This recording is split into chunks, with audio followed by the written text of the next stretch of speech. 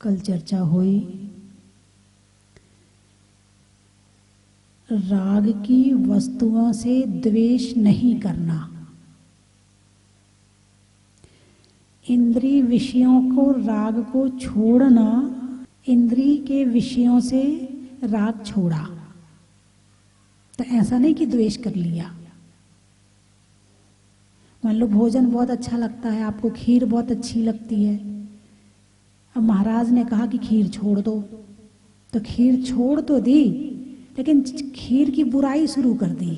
अरे खीर तो बहुत खराब होती, मैंने तो छोड़ दी, मैंने तो खीर से मोह छोड़ दिया। नहीं, ना राग करना ना द्वेष करना। अरति यानी द्वेष, तो राग को छोड़ा तो द्वेष को भी छोड़ा। अरति परिशह जय, यानी द्वेष परिशह जय। ऐसा नहीं है कि किसी चीज को हमने त्याग कर दिया तो उसकी निंदा बुराई शुरू कर दी। जैसे एक व्यक्ति था, वो कुछ भी धर्म नहीं करता था, तो फिर कुछ से समय बाद गुरु के कहने से मंदिर जाने लगा, अभिषेक भी करने लगा। सुबह सुबह जब अभिषेक करके आता तो घर में लोग सो रहे होते, बच्चे सो रहे होते। अब क्या कहता, अरे पापियों उठो, देखो मैं मंदिर हो आया, पूजन कराया, दर्शन कराया, अभिषेक कराया, और तुम अभी तक सो रहे हो। क्या कहता, अरे पापियों उठो। और पहले जब खुद सो रहे थे तब क्या हो रहा था, तब खुद ही पापी बने थे मगर कह नहीं रहे थे। तो द्वेष यानी राग छोड़ दिया है, तो ऐसा नहीं है कि उस वस्तु की निंदा शुरू कर दी। ना निंदा रूप भाव ना प्रेम रूप भाव, रति और अरति दोनों को छोड़ दिया। इस अरति परिसय जय में रति को छोड़ने पर अरति ना आ जाए, इसलिए अरति परिसय जय कह दिया। अगले परिचय का नाम है स्त्री परिसह जय। क्या नाम है? स्त्री परिसह जय। अब 22 परिसह जो सहन करते हैं वो मुनिराज करते हैं। तो स्त्री परिसह जय उनके लिए बताया इसमें। मुनिराज के ऊपर एक बार नहीं कई उदाहरण शास्त्रों में आए हैं कि स्त्रियों के द्वारा उपसर्ग किया गया है। एक नहीं कई। सबसे पहला उदाहरण सेठ सुदर्शन का है, जो प्रसिद्ध भी है कि जब वो सेठ थे तब रानी ने उन पर उपसर्ग किया, लेकिन उन्होंने अपना शील व्रत नहीं छोड़ा। फिर जब वो मुनिराज बने तब वेश्या के द्वारा, जब वो मुनि बने तो एक वेश्या उन पर मोहित हो गई। अब उसने सोचा कि इन्हें कैसे प्राप्त करूं, तो उसने श्राविका का वेश बनाया, अपने आप को भक्त बना लिया और चौका लगाया और श्राविका बन के दरवाजे पर खड़ी हो गई पड़गाहन के लिए। जब मुनि सुदर्शन वहां से आहार को निकले तो उसने पड़गाहन किया और उस वेश्या ने फिर अंदर ले जाकर 3 दिन तक उन पर घोर उपसर्ग किया। 3 दिन के बाद छोड़ा उसने। जब देखा कि ये विचलित हो ही नहीं रहे हैं तब कहीं जाकर के छोड़ा। इसी प्रकार से राम का उदाहरण भी आता है कि राम सीता से बहुत प्रेम करते थे और इतना प्रेम करते थे कि उन्होंने सीता के लिए रावण से युद्ध भी किया। जब सीता को रावण हरण करके ले गया तो एक एक पेड़ पत्ते से पूछते थे, तुमने मेरी सीता देखी है, तुमने मेरी सीता देखी है। रोते थे सीता के लिए। लेकिन जब मुनिराज बने तो समस्त मोह त्याग करके मुनिराज बने। और जब वो ध्यान में बैठे और ध्यान में जब कर्मों का नाश करने लगे, सीता तब तक समाधि करके 16वें स्वर्ग में इंद्र बन गई थी। अब उसका प्रेम जागृत हुआ, अरे राम तो इतनी तपस्या कर रहे हैं कि ये तो इसी जन्म में मोक्ष चले जाएंगे और मैं यहीं रह जाऊंगी, तो ये कहीं मोक्ष ना चले जाएं। अब वो जो इंद्र है वो सीता का रूप बना करके आया और आवाज लगा रहा है कि हे राम, तुम्हारी सीता तुम्हारे सामने खड़ी है, आंखें खोलो, देखो मैं तुम्हारे सामने हूं। विचलित करने का सीता ने बहुत प्रयास किया राम को, लेकिन राम फिर विचलित नहीं हुए।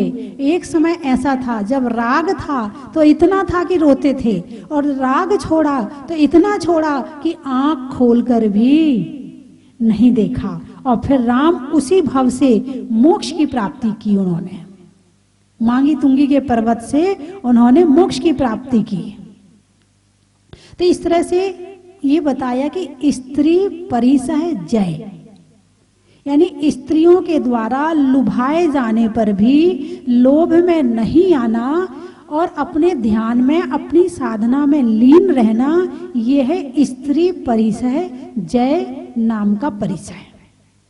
अगले परिसय का नाम है चर्या परिसय। चर्या, चर्या यानी चलना।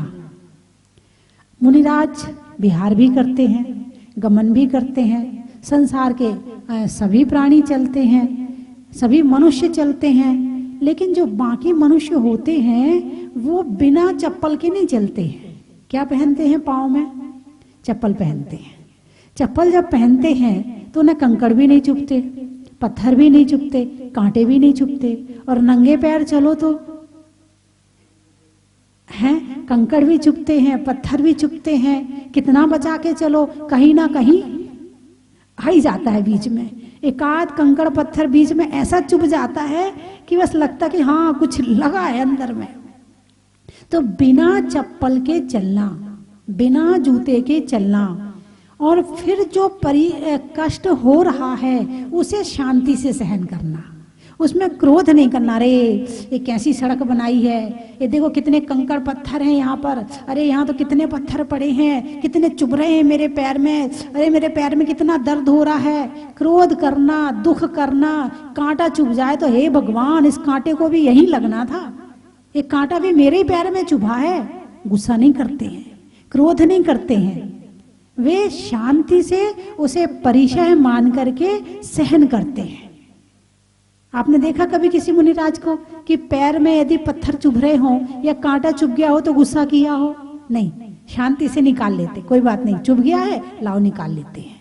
मन में क्रोध नहीं करना, ये ही जय है। और यही कांटा किसी व्यक्ति को चुभ जाए तो किस पे गुस्सा करेगा? रास्ते पे गुस्सा करेगा, इस रास्ते से लेकर आए हो, इतने कांटे चुभ रहे यहाँ पर। एक बार की तो ऐसी घटना है कि वो शायद बड़ी अविस्मरणीय है कि विहार करते हुए एक पहाड़ी से गुजर रहे थे, और जब पहाड़ी से गुजरे किसी ने कहा भाई ये पहाड़ी वाला रास्ता है जो शॉर्टकट है, 15-20 किलोमीटर कम पड़ जाएगा। गुरुजी ने कहा ठीक है चलो इसी रास्ते से चलते हैं। अब पहाड़ी पर कोई मेन रोड हाईवे तो होता नहीं है, वहां पर तो जंगल में जो लकड़ी काटने गए रोज जाते हैं जहां से, वही रास्ता बन जाता है। तो ऐसे रास्ते पर चले तो रास्ता तो बड़ा, कभी भटक भी गए बीच में। और फिर जब वहां पहुंचे जहां चलते रहे चलते रहे चलते रहे चलते रहे, अब कहाँ पहुंचे ये नहीं पता कि कहाँ पहुंचे हैं।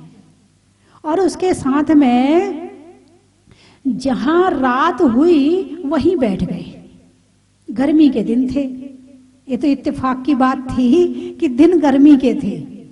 अब जहां पहुंचे वहां ना तो पानी की व्यवस्था, जो साथ में लोग चल रहे हैं अब वो तो पानी पिएंगे ना, उनको तो पानी की जरूरत है ना।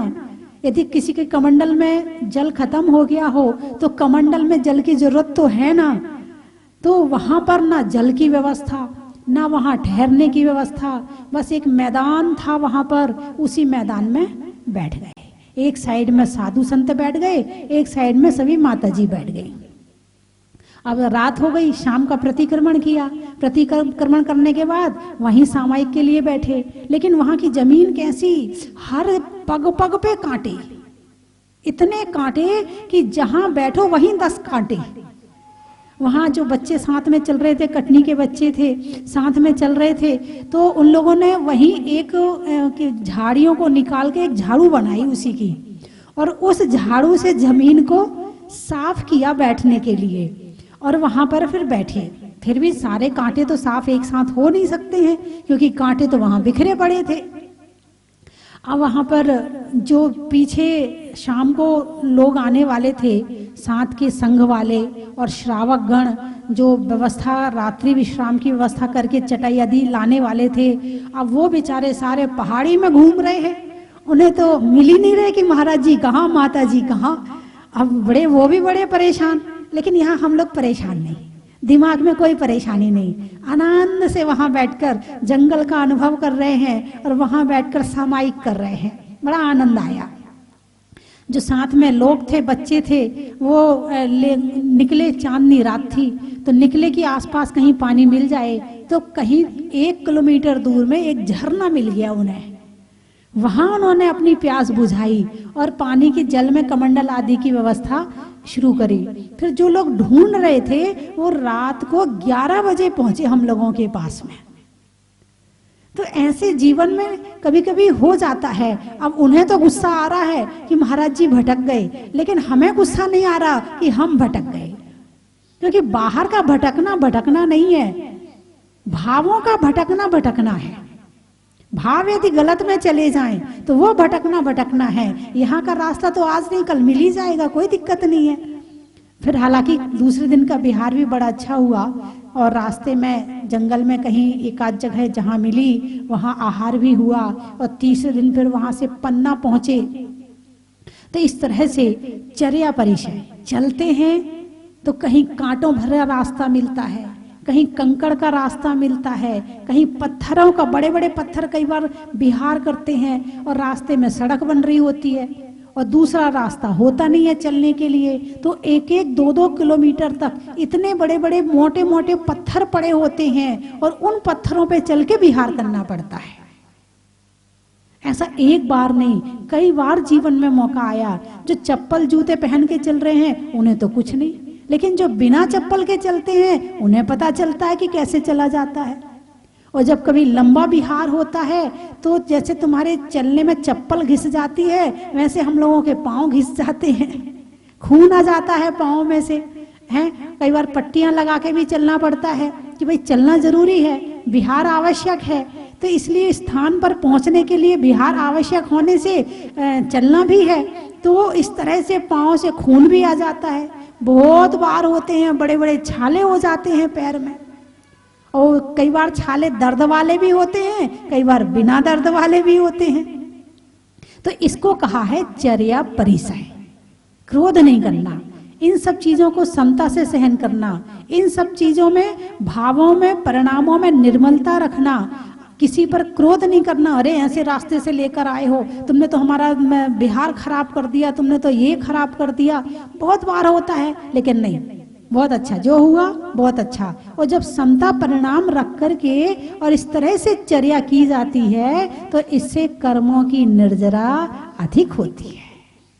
और यदि क्रोध कर लिया तो पूर्व कर्म का उदय था कि ऐसा रास्ता मिला, और वर्तमान में क्रोध किया तो अगला बंद कर लिया।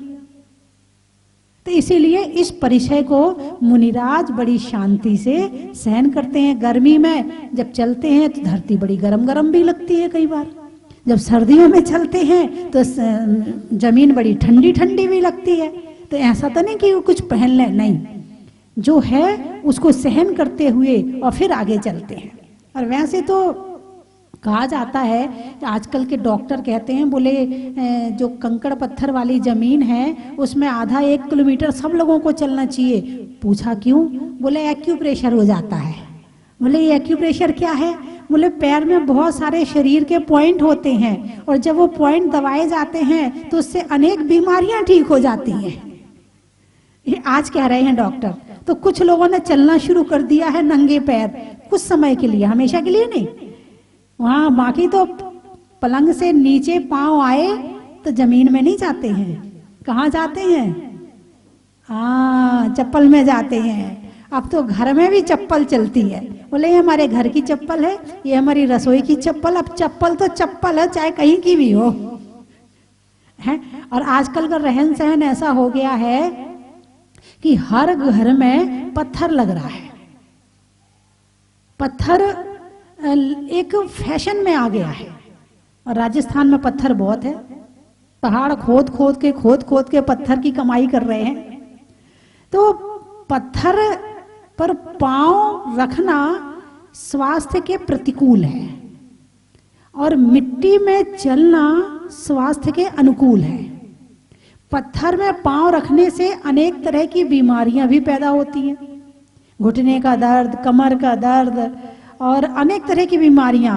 और यदि वाइट पत्थर है, वाइट मार्बल है और उसमें यदि पानी पड़ा हुआ तो दिखता तो है नहीं है, और उसके साथ में कभी फिसल जाओ तो क्या होता है फिर? अरे बोलिए ना, हड्डी टूट जाती है, हड्डी टूट जाती है। हनुमान विमान से पत्थर पर गिरे तो पत्थर टूट गया था, और आज का आदमी पत्थर पर गिरे तो आदमी टूट जाता है? उसको फिर संभालना मुश्किल होता है। मार बल, जिसमें मारने का हो बल उसे कहते हैं मार बल।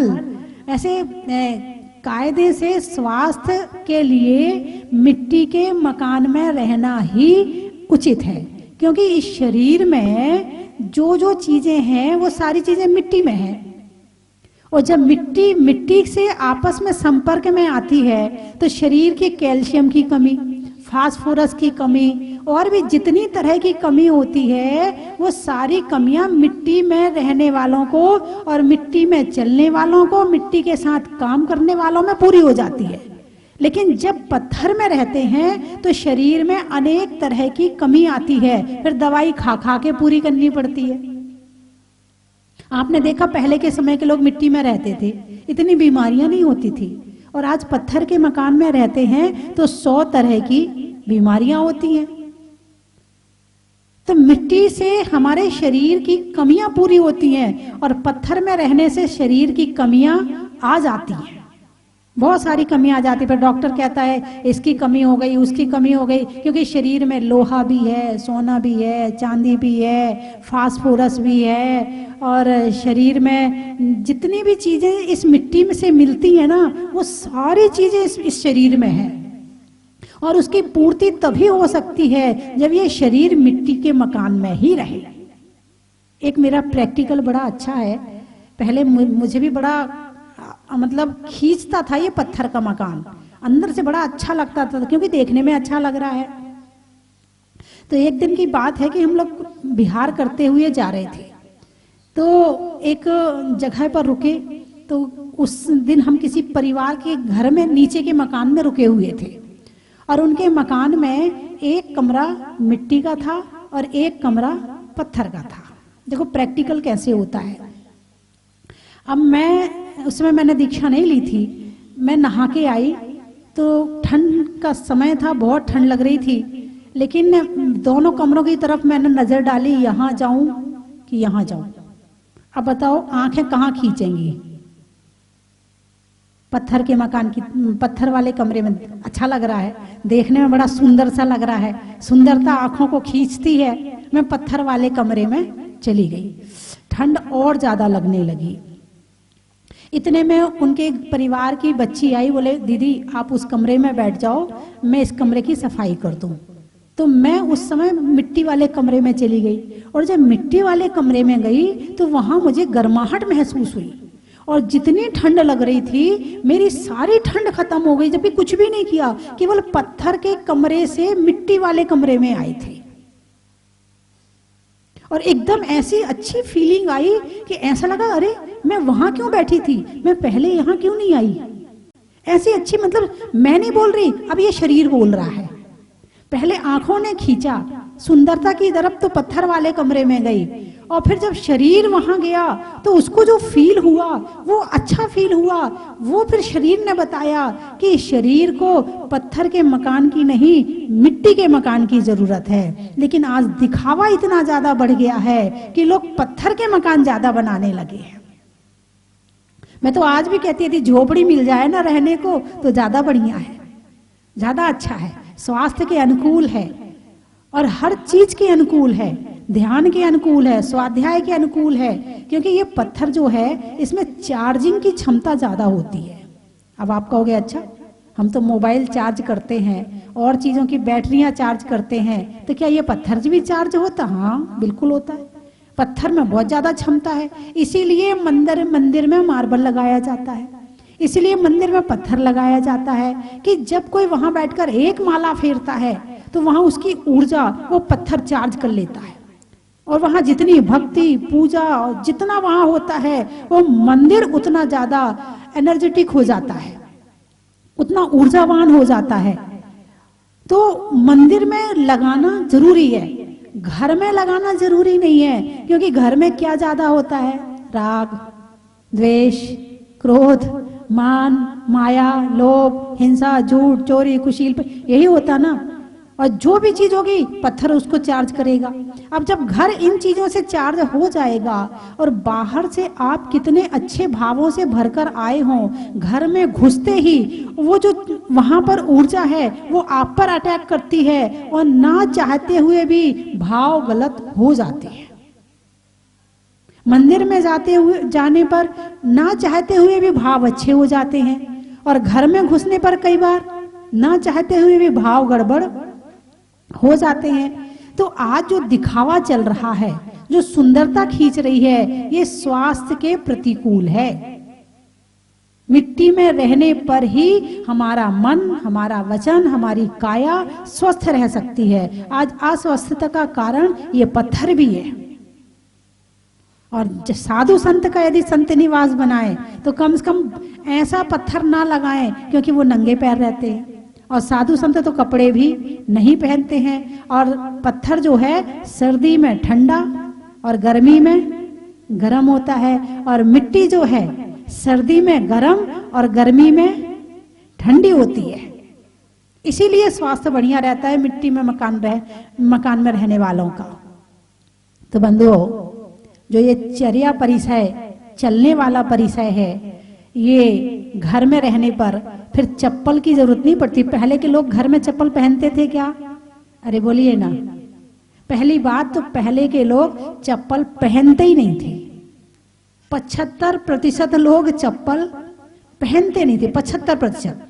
25% जो बड़े सेठ होते थे, राजा होते थे, जो वहाँ के धन संपन्न व्यक्ति होते थे, बस वही चप्पल पहनते थे। बाकी लोग तो चप्पल पहनते नहीं थे, हैं, मिट्टी में चलते थे, मिट्टी में रहते थे, तो वहाँ चप्पल की जरूरत महसूस नहीं होती थी। और राजा महलों में रहता था तो वहाँ जरूर आवश्यकता महसूस होती थी। बड़े सेठ लोग अपने बड़े बढ़िया बढ़िया कोठियाँ, महल आदि बनाते थे, तो उनको भी जरूरत होती थी। लेकिन सामान्य व्यक्ति मिट्टी के मकान में रहता था, इसीलिए वहां पर चप्पल की आवश्यकता ही नहीं होती थी। तो 75% लोग चप्पल नहीं पहनते थे।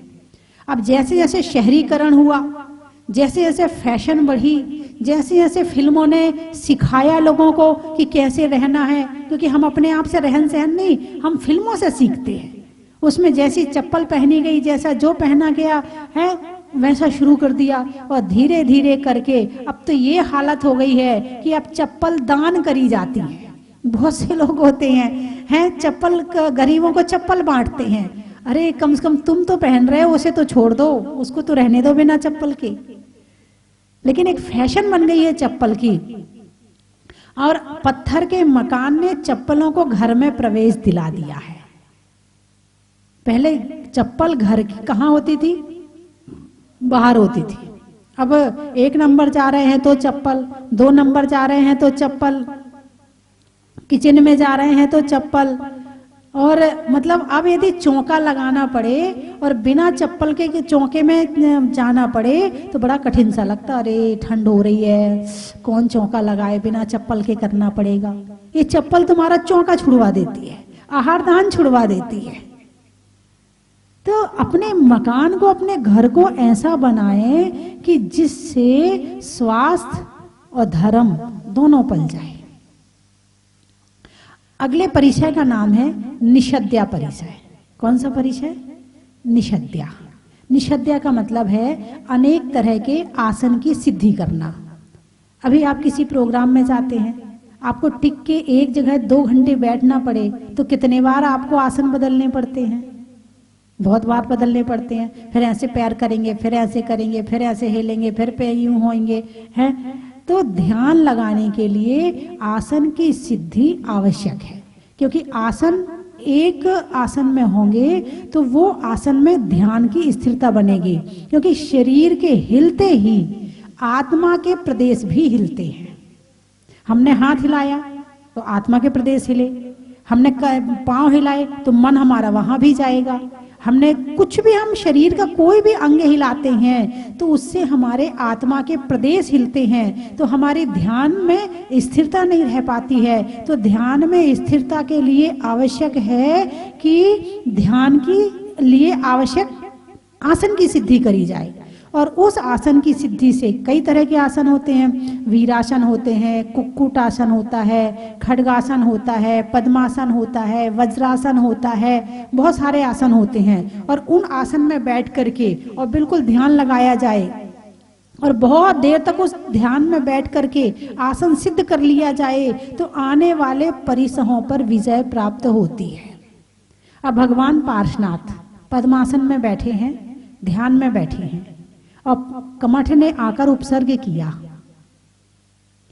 शरीर को आदत है स्थिर रहने की, ध्यान से अंदर में लीन है, बाहर उपसर्ग चल रहा है, मगर उन्होंने अपना आसन नहीं हिलाया। चाहे मच्छर काटे, चाहे चींटी काटे, चींटी का भी उदाहरण आता है कि यशोधर मुनिराज के गले में राजा श्रनिक ने सर्प डाल दिया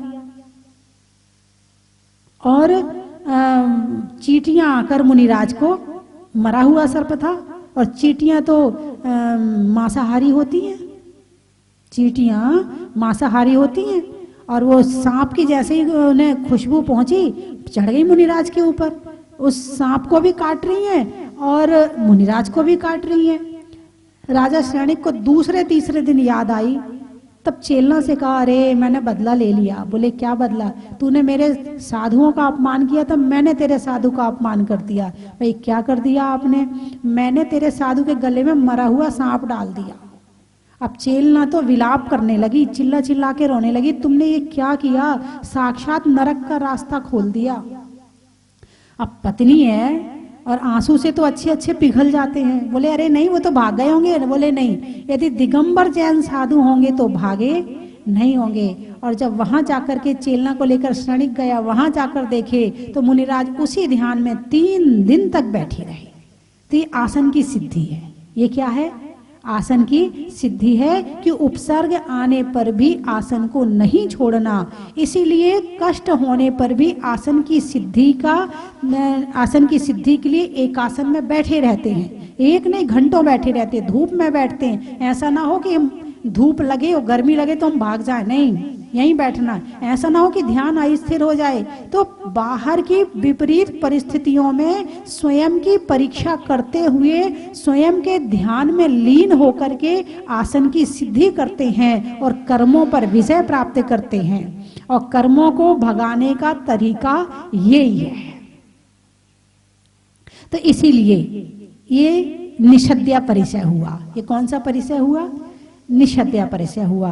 तो इस तरह से आज यहीं तक, और कल फिर चर्चा अगले परिचय की करेंगे। अभी समय हो गया है। धनुष में बाण का, शरीर में कान का और करने में ध्यान का, व्यवस्था के लिए प्रशासन का, मनुष्यों के लिए राशन का, और ध्यान सिद्धि के लिए आसन का, कर्म के हरने का, त्याग के बरने का, परिचय को सहन करने का, बच्चों में पलने का, भगवान की जमीन से निकलने का और नंगे पैर चलने का, अनाज में दाने का इनाम में पाने का, और अब जहाजपुर में भगवान के दर्शन के लिए भक्तों को आने का। बोलिए 24 भगवान की। अरे हंत देव स्वामी शरण तेरी आए, शरण तेरी आए।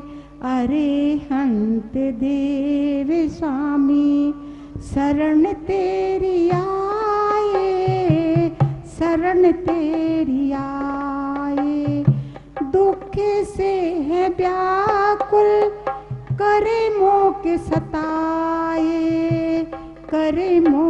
सताए अरिहंत देव स्वामी।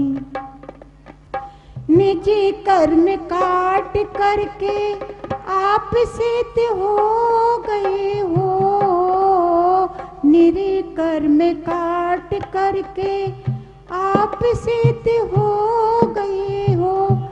तारण तरणे तुम्ही हो, जिन वाणी बताए, जिन वाणी बताए अरिहंत देव स्वामी। शरण तेरी आए, शरण तेरी आए। शक्ति है तुझ में ऐसी कर्म काटने की, शक्ति है तुझ में ऐसी कर्म काटने की। छोड़ कर तुम्हें हम किसकी शरण जाए, किसकी शरण जाए अरिहंत देव स्वामी। शरण तेरी आए, शरण तेरी आए। मझधार में पड़ी है प्रभु जी नाव मेरी, मझधार में पड़ी है प्रभु जी नाव मेरी। भव पार तुम लगा दो, आस लेके आए, आस लेके आए अरिहंत देव स्वामी। शरण तेरी आए, शरण तेरी आए। तारा है तुमने उनको जिसने भी पुकारा, तारा है तुमने उनको जिसने भी पुकारा। हम भी पुकारते हैं तुमसे लौ लगाए, तुमसे लौ लगाए अरिहंत देव स्वामी। शरण तेरी आए, शरण तेरी आए। बोलिए 105 आर का षष्ठी भूषण माता जी की। हमारे बीच माता जी के दर्शन करने के लिए जयपुर से पधारे हैं। मैं उनसे निवेदन करूंगा। नमोस्तु नमोस्तु नमोस्तु माता जी के चरणों में। ये हम 4 साल पहले आए थे, तब इस मंदिर की प्रतिमा के बारे में बहुत, इसकी प्रसिद्धि के बारे में बहुत सुना था। तब छोटा सा मंदिर था और भगवान के चमत्कार देखकर हम अभिभूत हो गए थे। पर हमें उस वक्त नहीं लगा था कि ये मंदिर इतनी जल्दी बन के तैयार हो जाएगा, और आज जब इसको देखा तो बहुत अच्छा लगा। बड़ा सुंदर भव्य मंदिर है। इस मंदिर की जो कारीगरी है, ऐसा लगता है बहुत ही जैसे कुशल कारीगरों ने इसको बनाया है। और आपके दर्शन पाकर तो हमें बहुत ही इच्छा हुआ है। हमारी बहुत दिनों से इच्छा थी, लेकिन एक कोरोना के डर से हम नहीं आ पा रहे थे। लेकिन हमने सोचा भगवान सब अच्छा करेगा, एक बार आपके दर्शन और भगवान के दर्शन तो करना ही है। जय जिनेन्द्र बंधु, परम पूजनीय गणनीय करत्न स्वस्ति भूषण माता जी की मंगल में प्रेरणा से स्वस्ति धाम जहाजपुर में भूगर्भ से प्रकटित 1008 से मनीषनाथ भगवान के पावन जिन मंदिर में 40 दिन महाअनुष्ठान होने जा रहा है।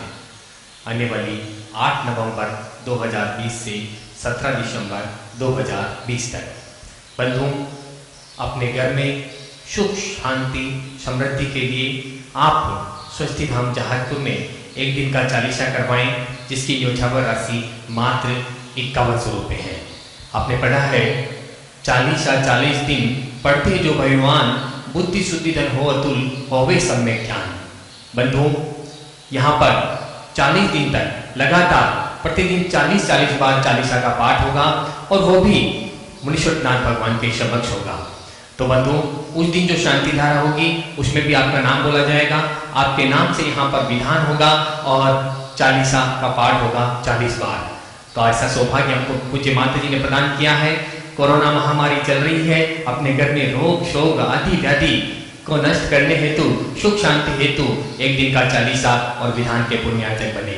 आप अपनी सूचना यहाँ पर दे सकते हैं। धन्यवाद।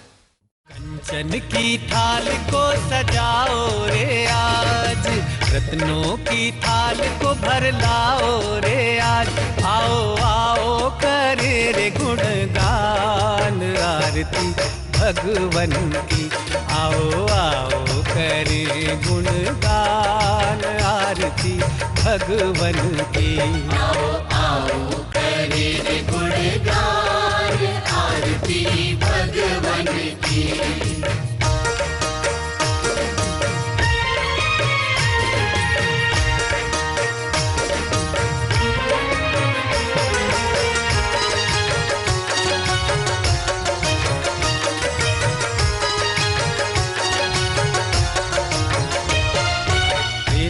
सुमित्र के राज दुलारे, माँ पद्मा जी के नैनों के तारे।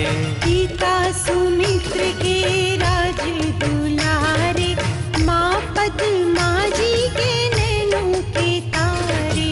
राजगृही में जन्म लियो आप, राजगृही में जन्म लियो आप। आओ आओ मनाए खुशी आज आरती भगवन की।